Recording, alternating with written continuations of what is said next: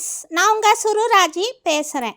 இது சுருராஜியின் கதை சொல்லும் நேரம். சூர்யாவின் சுப்ரபாதம். இது வரைக்கும் 7 பாகம் சொல்லியிருக்கேன். இன்றைக்கு 8ஆம் பாகம்.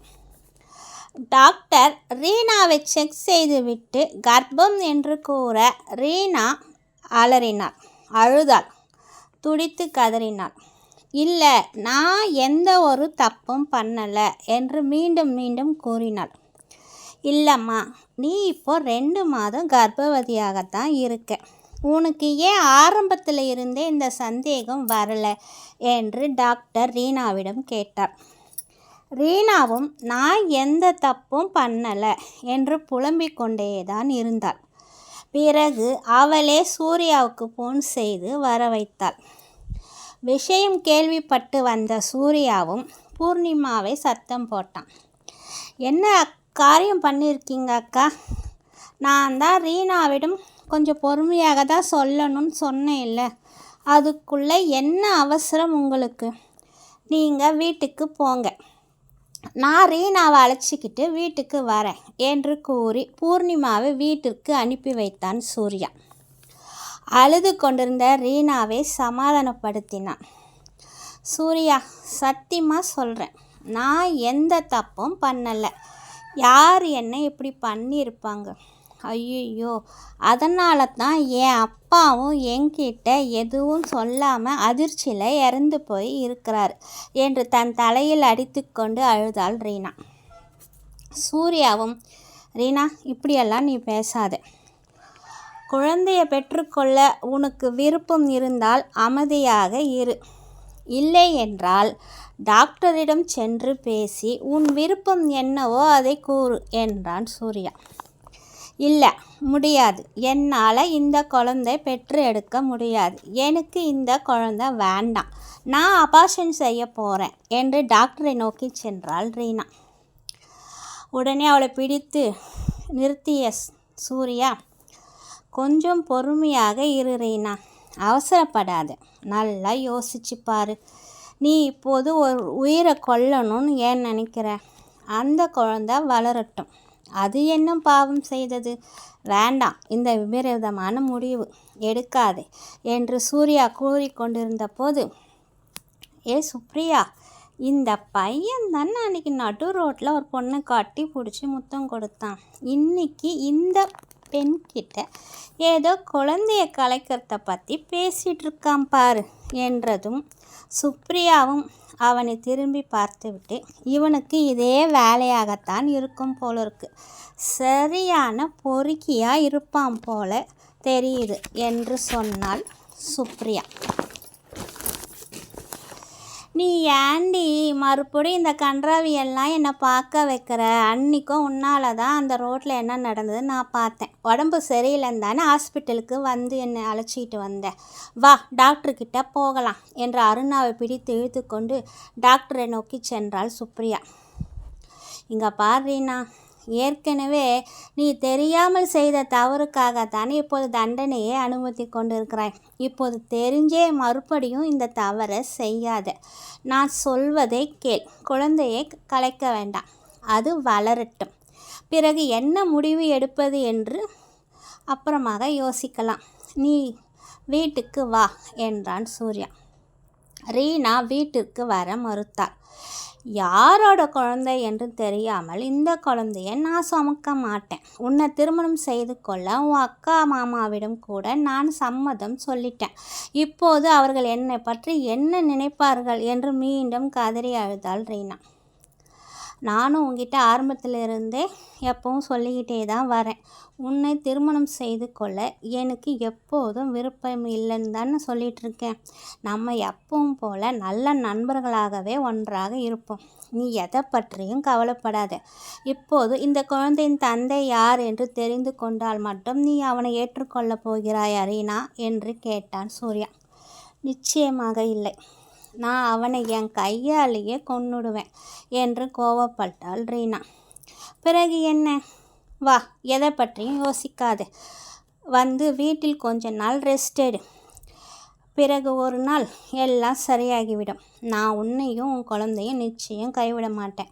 உங்கள் இருவருக்கும் ஒரு நல்ல எதிர்காலத்தை நான் அமைச்சு தருவேன். இது சத்தியம் என்று அவளின் கையை பிடித்து சத்தியம் செய்த சூர்யா அவளை அணைத்து கொண்டே காரை நோக்கி சென்றான். அவன் ரீனாவை அழைத்து கொண்டு செல்வதை சிறிது தூரத்திலிருந்தே பார்த்தார்கள் சுப்ரியாவும் அருணாவும். 2 நாட்கள் கழித்து, டேய் சூர்யா, இப்போவே அக்கம் பக்கத்தில் உள்ளவர்களெல்லாம் ஒரு மாதிரியாக பேசுகிறாங்கடா.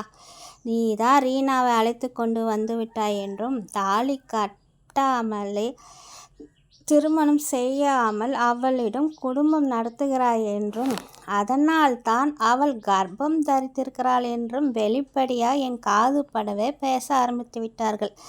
இப்படியெல்லாம் இருந்தால் நம் தங்கை பிருந்தாவை யார்தான் பெண் கேட்டு வருவார்கள் என்றாள் பூர்ணிமா. அக்கம் பக்கத்தில் உள்ளவர்கள் பேச்சையெல்லாம் கேட்டு, அக்கா ரீனாவிடம் நீ மனம் வருத்தும்படியாக எதுவும் பேசிடாதே. அவள் ஏற்கனவே ரொம்ப வேதனையில் இருக்கிறாள். ஏதாவது தவறான முடிவு எடுத்துவிட போகிறா. நம்ம பிருந்தாவை பற்றி நீங்கள் கவலைப்பட வேண்டாம்.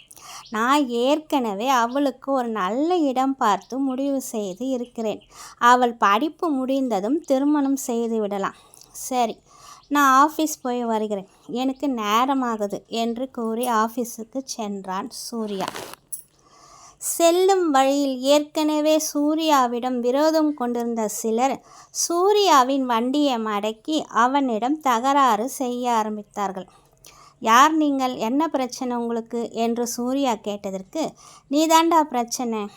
ஆமாம், அன்னைக்கு என் தங்கையை நடு ரோட்டில் கட்டி பிடிச்சிட்டு முத்தம் கொடுத்துட்டு சும்மா அது விளையாட்டுக்கு தான் செஞ்சேன்னு அப்புறமா என் தங்கச்சிக்கிட்ட நீ சொல்லியிருக்க. அப்போவே நான் உன்னை போட்டு தள்ளியிருப்பேன். ஆனால் என் தங்கையின் மீதும் தவறு உள்ளது என்று பொறுமையாக இருந்துவிட்டேன். ஆனால் இப்போது நான் திருமணம் செய்து கொள்ளும் பெண்ணை சினிமாவுக்கு அழைத்து சென்று அவளிடம் கூட நீ தவறாக நடந்துள்ளாய் என்று அவனிடம் சண்டை போட ஆரம்பிக்க இருவருக்குமான வாக்குவாதம் ஆரம்பித்து சண்டையில் தொடங்க ஆரம்பித்தது. கோவிலுக்கு போகிற நேரத்தில் என்ன இது, இங்கு இவ்வளோ கூட்டம், இந்த கூட்டத்தை தாண்டி எப்படி செல்வது என்று கூட்டத்தை விலக்கி கொண்டே வந்தாள் சுப்ரியா. அப்போது சூர்யா அந்த நபர்களிடம் தகராறு செய்து அனைவரையும் அடிக்க ஆரம்பித்தான். தன் மேல் ஒரு அடியும் படாமல் சாமர்த்தியமாக அவர்களை சுலபமாக பந்தாடினான். இங்கே பாரு, நான் ஒன்றும் ஆளை தேடி போகலை. உன் முறை பொண்ணு தான் எனக்கு ஃபோன் பண்ணி சினிமாவுக்கு வர சொன்னான். நானும் அவ கூட சினிமாவுக்கு போனேன். நான் ஒன்றும் அவகிட்ட எல்லாம் தப்பாக நடந்துக்கல. வீணாக சந்தேகப்பட்டு வந்து என்கிட்ட அடி வாங்காத என்றான் சூர்யா. இதனை பார்த்து கேட்ட சுப்ரியா, ச்சே, மறுபடியும் இவனா இப்போ ரவுடிங்க கூட தகராறு வேற பண்ணிகிட்ருக்கான். இதெல்லாம் பார்க்குறதுக்கு பேசாமல் திரும்பி வீட்டுக்கே போயிடலாம், இன்னொரு நாள் கோயிலுக்கு போகலாம் என்று நினைத்து இந்த பக்கமும் அந்த பக்கமும் எந்த பக்கமும் செல்ல முடியாமல் வேறு வழியும் இல்லாமல் அங்கேயே அந்த கூட்டத்திலே ஒருவராக நின்று கொண்டாள் சுப்ரியா. என்ன பார்த்துக்கிட்டு நிற்கிறீங்க, இன்னைக்கு இவனுக்கு ஒரு முடிவு கட்டியே ஆக வேண்டும் என்று கூறிக்கொண்டே சூர்யாவை நோக்கி சென்றான் ஒருவன். சூர்யாவும் தன்னை அடிக்க வருபவர்களை மீண்டும் முரட்டுத்தனமாக அடிக்க ஆரம்பித்தான். பிறகு அவனிடம் திரும்பி, என்னடா இப்படி ஆளுங்களை கூட்டின்னு வந்து அடித்தா பயந்துடுவேன் நினச்சியா? டேய், நான் அப்படித்தான். பொண்ணுங்களெல்லாம் என்னை தேடி வந்தால் நான் அவங்க கூட சந்தோஷமாகத்தான் இருப்பேன்.